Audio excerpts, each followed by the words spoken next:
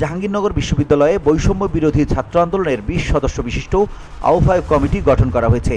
এতে মার্কেটিং বিভাগের ৪৭ ব্যাচের শিক্ষার্থী আরিফুজ্জামান উজ্জ্বলকে আহ্বায়ক এবং আন্তর্জাতিক সম্পর্ক বিভাগের ৪৯ ব্যাচের শিক্ষার্থী তৌহিদ সিয়ামকে সদস্য সচিবের দায়িত্ব দেওয়া হয়েছে। শুক্রবার রাত ১০টায় বিশ্ববিদ্যালয়ের কেন্দ্রীয় শহীদ মিনারে এক সংবাদ সম্মেলনে কমিটি ঘোষণা করেন কেন্দ্রীয় সদস্য সচিব আরিফ সোহেল।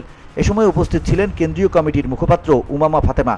কমিটিতে সিনিয়র যুগ্ম আহ্বায়ক ইমরান শাহরিয়ার, যুগ্ম আহ্বায়ক হিসেবে রয়েছেন নাসিম আল তারিক ও ফারহানা বিনতে জিগার ফারিনা। এছাড়া সিনিয়র যুগ্ম সদস্য সচিব মোহাম্মদ ওবায়দুল্লাহ, যুগ্ম সদস্য সচিব নাহিদ হাসান ইমন ও ইমরান হোসেন রাহাত এবং মুখ্য সংগঠকের দায়িত্ব পেয়েছেন নাকিব আল মাহমুদ অর্ণব।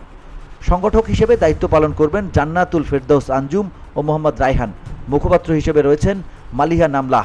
কমিটির অন্য সদস্যরা হলেন নাফিজুর রহমান, কাউসার আল আরমান, তানভীর আহমেদ শিহাব, মশিউর রহমান চৌধুরী, রাইদ হোসেন এবং গালিব হাসান। কমিটির উপদেষ্টা সদস্য হিসেবে রয়েছেন আরিফ সোহেল ও Mehrab Sifat. VOD Bangla news desk.